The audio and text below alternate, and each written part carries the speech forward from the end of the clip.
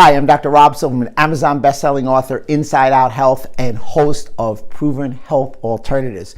We have a great guest today, Annette Verpillot, and without question, she lit up the screen. She talked all about posture. She let you know that when you have a postural fault, you're losing energy throughout your body. She told everybody how to wake up in the morning and get more sensory input to your brain, and all the things to look for to realize and change your posture for better health and to avoid chronic pain.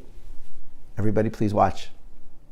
Hey everybody, Dr. Rob here, Proven Health Alternatives. I've got superstar Annette Verpillot. Say it again. Sorry guys, I don't speak French, and I'm going to get it wrong. Help me out. All right, so the last name is Verpillot. Wow, Verpillot with I guess with somewhat of an English accent. Verpillot. There was no way I'd be able to do that on my own. I think you did great. I appreciate that. My French is really bad. I'm still working on my Spanish. She's the founder of Posturepro, a health company specializing in body neuromechanics and posture recalibration. Without question, she is one of the most advanced rehabilitation injury prevention training programs. We've talked multiple times over several years, and I can tell you she's a lead at this, and everybody knows how important I feel posture is. That's why I have her on. She's also created an international posturology training program. Her unique posture evaluation system is recognized throughout the world for addressing chronic pain, increasing strength, and helping those with neurological disorders. Today, without question, she's regarded as one of the most experienced posturologists in North America and has numerous opportunities to teach posturology to professionals in various fields. She has presented her methods of posturology to the public at TEDx Montreal Women, on Breakfast TV, ICI Television, and Collectively Beautiful. She has also worked with renowned strength coaches, elite athletes, team coaches from professional leagues, and NCAA Division I sports athletes. She has grown in the past 2 years to present the concept of posturology to the coaching staff of the New York Devils. Oh, hockey, I see. No basketball there. All right. The San Francisco 49ers football. There we go.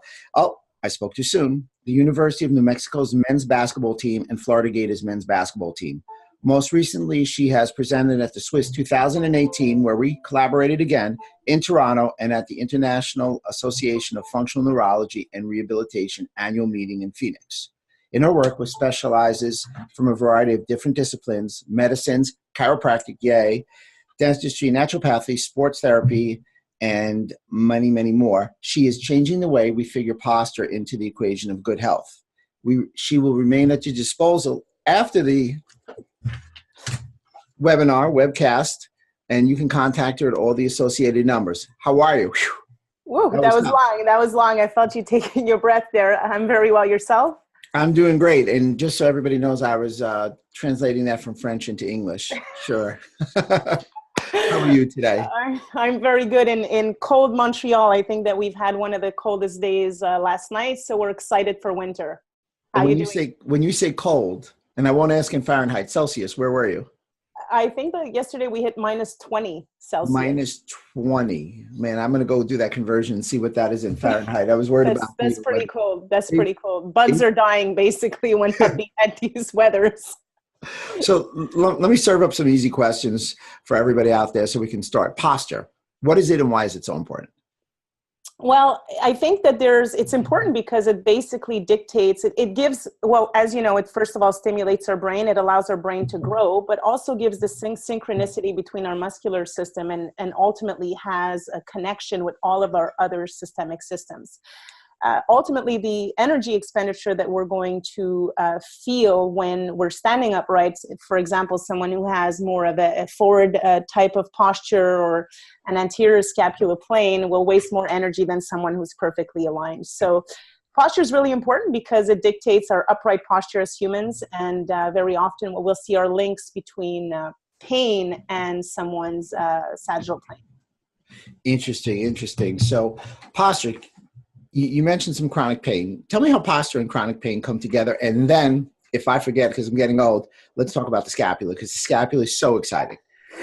Well, yeah. So chronic pain, I mean, think about it. When we're standing upright, we're really actually fighting gravity, and we're relying on the tension of our muscular system to be able to give this synchronicity between the anterior and posterior muscular chain, medial, lateral, and so on and so forth. So if we have ultimately, if our brain is really not connecting on an optimal level, sending this information down to our muscular system, we end up having what we call postural imbalances. So for example, a lower shoulder, a lower hip, or rotation, and this could change our center of gravity. So ultimately what that leads to is energy expenditure. If we're wasting energy standing upright, when we can actually be preserving this energy for all of our systemic functions, then we call these energy leaks, as I'm sure you're obviously aware of. And that can lead to a cascade of symptoms from the moment that our cortisol just keeps on going up, because we're wearing out our joints unevenly, and ultimately that could also lead to pain. So I think that the links really to be made is how well are we standing, and this upright posture, and how much energy are we wasting standing upright. I love the idea of energy links. People don't realize that when they don't have proper posture alignment, that they're expending extra energy, and it makes them tired, and the muscles get fatigued or hypertonic and hypertonic, and we can define all those, and that leads to all the yonder work and exercise. Oh my goodness, yay! I love that. Wait, let's see. How's that? I stole my wife's cup. No, but to get back to that, I think that's a fabulous idea, because people don't understand when they come in, there's fatigue, there's muscle fatigue. Everything isn't working in alignment. And I love the concept of energy leaks. It's kind of like the idea, like you just said, it was minus 20 Celsius. Just think of some leaks in a window, how cold the house will be. So that's a great, it's a great analogy, and that should resonate with not just the doctors, but the people out there who worry about posture. So I'm going to ask you a question. What percentage? Oh, wow. Yeah, here we go. What percentage of people do you think have some postural faults? So if I were to say 90%, would you think that that's, bless you, would you think that that's too much? No, I think you may be undercutting it. I think you might be have some form of postural issue. Yeah, no, they're very common, and more so nowadays. I mean, if we're looking at the statistics and how much people are actually suffering from chronic pain, we know that those numbers are rising, right? I pulled up a study from the was it the American Health? The one studies that I pulled up to see how much we're actually North America is spending on chronic pain, and those numbers are really, really alarming. More and more people have postural imbalances from an earlier stage now. I mean, you can see it in children where they have facial asymmetries. They are kind of like mouth breathers. This is going to affect the way that their eyes track. They're skipping specific milestone in their growing ages, anywhere between 0 to 8 years old, which is going to affect their postural reflexes, which then become brain imbalances, which become postural imbalances. So I'm going to say 90%. Maybe I'm undershooting it here, but it's something that's very common. Okay, great. Let 90% really resonate with everybody. Let's get back to the scapula. So if you have a scapular issue, clearly we know posture's energy leaks. So let's talk about the scapula and what that does for everybody in their shoulder and their head and all that other stuff. Well, yeah. So that's going to create a different tension in the thoracic spine for those that are interested with the way that they look and how well their shoulders are developed or how well they might look sideways. It creates kind of this rounded shoulders and to the extreme kind of this kyphotic-like type of posture, which really isn't, again, optimal as far as breathing. I mean, think about it. If you try to breathe with your shoulders that are just rounded in a line and you go into flexion, it's much harder to take a deep breath. So all of your systemic functions from breathing and digestion are going to be affected. And because, we are humans that think with a mind, it's also going to affect our emotions and our thought process. So, I didn't get into the whole biomechanics of the shoulder, but for those out there that are training, it's obviously going to affect also shoulder mobility, shoulder flexion, and certainly cervical rotation as well, which is, something that's not important in sports at all, right? Especially for an overhead athlete. Exactly. Right. No. So it creates a cascade of symptoms. That's fabulous. So, As you know, 17 muscles insert on the scapula. There's 4 different joints for glenohumeral. I tell everybody in my chiropractic world that if they don't assess the scapula, they're never going to fix the shoulder. So with that being said, why don't you talk a little bit about your assessments and your how you correct these things? Give them one thing that they can go try at home, and then call you for number 2. Right. So we work differently in the sense that before we start looking at the problem locally, so for example, the shoulder joint, we're really going to, we'll assess the shoulder joint and the range of motion. There's no doubt when someone comes in for this specific problem. But where we're going to try to make the links is, can we change the way that the brain is actually talking to that glenohumeral joint? And can we release those muscles simply, for example, by working on eye tracking or releasing the jaw? And very often what we'll see is that we'll actually gain a percentage there, which will allow the either the athlete or the weekend warrior to be able to get at least this relief to begin with, increased range of motion, better movement, and then we'll kick it in with some strengthening exercises that we can potentially do once we've actually cleared all of the structural issues as best as we can with the brain into the equation. Excellent. So the brain is the chip, the mover. Yeah, I think it's the main processing. It's the chip in the computer, right, that you want to start to modulate so that it affects everything else. So if I come to you and I'm going to change my posture, which needs a lot of work, I have some congenital faults, as everybody knows. One of the biggest things you're going to do is change how it's processed in my brain. Well, I'm actually going to optimize the sensory input going into your brain. So for example, if I were to look at eye tracking, so we know that the eye muscles are connected to the sternocleidomastoid, to the upper trapezius and to the sternocleidomastoid, in essence, your neck muscles. And these guys, attach on your clavicle and on your scapula as well, and influence head rotation and shoulder flexion, ultimately shoulder flexion. So if there's a link there, the question would then be for most professionals, what if we got those eyes to track properly? What if they were not? And what if we got them to actually converge properly? Could we change the tension, the neck tension, and then shoulder mobility? And very often, 9 times out of 10, the answer is yes. Of course, this is not a 100% rule, but we'll very often find an issue with eye convergence and asymmetry of neck tension. That's great. So, my mind was thinking when you said that, and I treat so many people with concussions, and it's such a hot topic. One of the biggest things is that the number one test is really checking their eyes now, the VOMS test. Yeah. Fabulous. So, and now we know through chiropractic, thank goodness, that the neck is implicated in a concussion. So clearly, what you're talking about, posture, would positively affect somebody who has a concussion.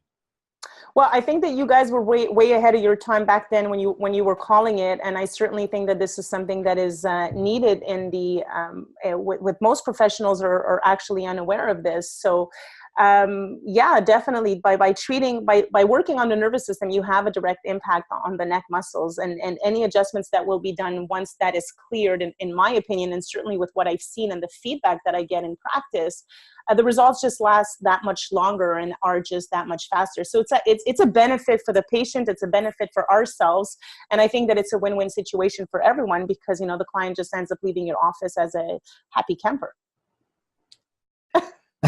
Absolutely. Give me the number one thing you see in North America. The number one thing, well, I guess that back pain would be the number one thing, following shoulder, knee, migraines, neck pain. Those are the popular types of pain, but we've also done testing with neurological conditions like Parkinson's disease or cavernous angioma, or even flat-footed, tarsal coalition. And what we'll see, and we have some examples of this that I'll be providing as well, is those changes that we're seeing, that the sooner you address posture, the quicker the changes in scoliosis as well. And just, sagittal plane changes, when we see that kyphotic lordotic curve in an 8-year-old, and then we're able to see within 3 weeks that we've actually improved those curves, we have to ask ourselves as a professional, what are the impacts that we're going to be having on this child's life later on if we can actually realign her spine and activate her brain simply by targeting the nervous system? Could we then potentially have an impact? I think that the answer will come in 30 years if we were to do a study on this, but I'm very confident with what I know, and I know with what you know, that we know this. We are literally having an impact on the brain and the development of the brain at that point. So lower back pain, obviously 8 out of 10 Americans or North Americans have lower back pain. Let's talk about posture. Let's talk about the number one postural fault because of lower back pain or causing lower back pain. Yeah, well, again, they're not fighting gravity optimally, right? So if you're going to develop, it's going to be about your center of gravity and the way that where does the gravity land? I mean, it passes through your head, then through the first and second cervical vertebrae to project on your third lumbar vertebrae, and then right in between your feet. So if you start changing that center of gravity and you're moving forward or either backwards, you're leaning more on the left versus the right. Again, it's going to go back to energy leaks. So what's the first thing that's going to take the hit? Your lower back. And people are not making that correlation. Now, something that's also really interesting is clenching, or specifically the jaw muscles, that the more people, these days we're really being aggressed with different forms of stressors, whether it be the blue light or the iPhones or, all of those social media channels that I know you and I are working very hard on getting these followers. But the point is that if we clench our teeth, that's also going to push our head forward and change our center of gravity. So when we start looking at everything globally, what ends up happening and targeting those things specifically is that we usually find that there's a very quick decrease in the symptoms that the patient is experiencing. Outstanding. Now, you talked about tarsal coalition. Yes. You want to expand on that a little bit? I think some of the people out there won't know what that is, and I know that's very exciting. Well, yeah. So we've had a few cases of. My first case was a 14-year. Is basically a condition in which the bones of the feet are fused, and it's my understanding that the only way to address this is through surgery, right? Breaking the bones, reconstructing them, and then just kind of screwing them in, or trying to regain that ankle mobility. And what we've seen is that by simply stimulating the skin of the foot as well as working on eye tracking, we were actually able to form an arch in a 14-year-old boy without any orthotics, simply by proprioceptive stimulation of the skin of the foot and eye convergence. So usually it's a congenital condition where, there's nothing to be done. And it is said that, children or adults that have this condition will have it for the rest of their lives.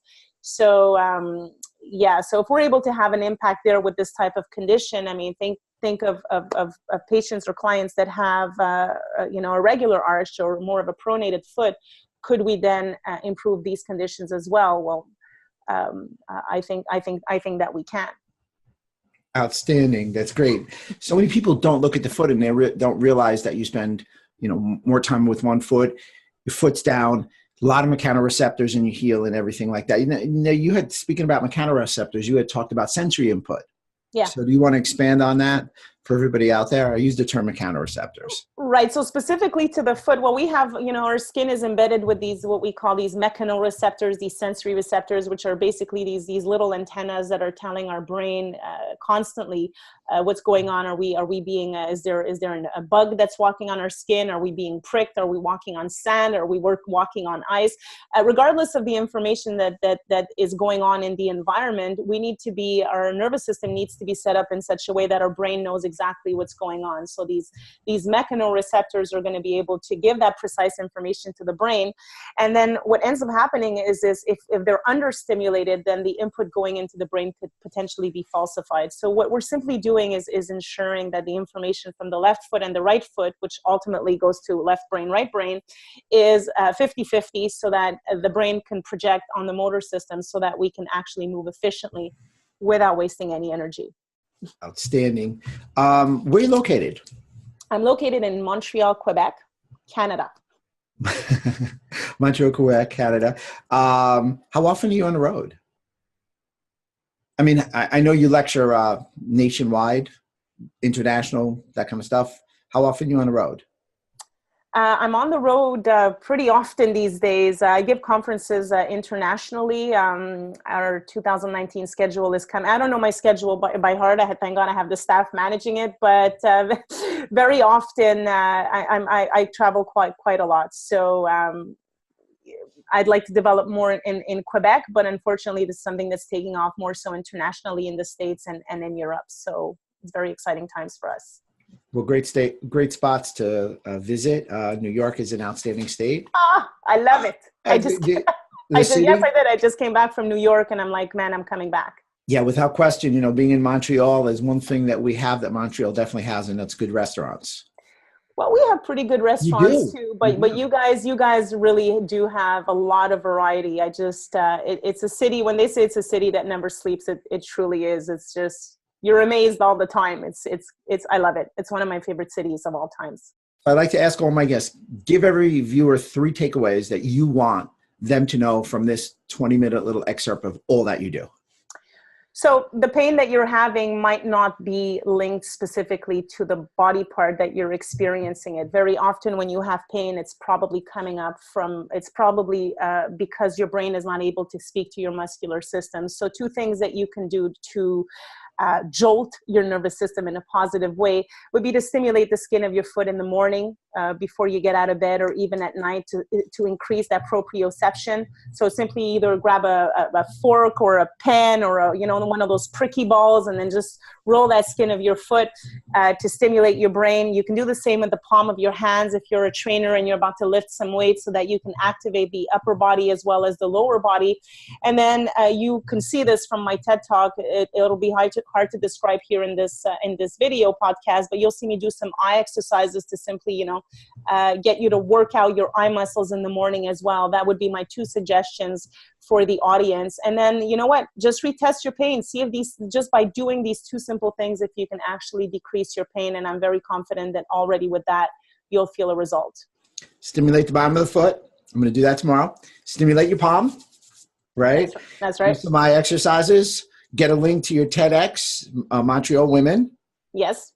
All right. And that's about 15 to 60 minutes, I'm sure, in that range, that TEDx. 14 minutes. Okay. 14 minutes. Yeah, you were good. You were epigrammatic. I'm impressed. And they can reach you. We're gonna show everybody. How can they reach you if they need to right now go get you? Well, our website is posturepro.co. And since everybody's on Facebook, that's facebook.com/posturepro. Or Instagram. Or Instagram, right? Or Instagram, why not? For instant gratification. Yeah, you guys are more Instagram in New York. I hear you guys are switching over, so I caught on already. That's true. Everybody is going to Instagram. Well, it's been great. We have to do it again. Thank you so much. Without question, it was a lot of fun, and we'll see you soon. All right, thanks a lot. Dr. Rob, Proven Health Alternatives. Always yours in health.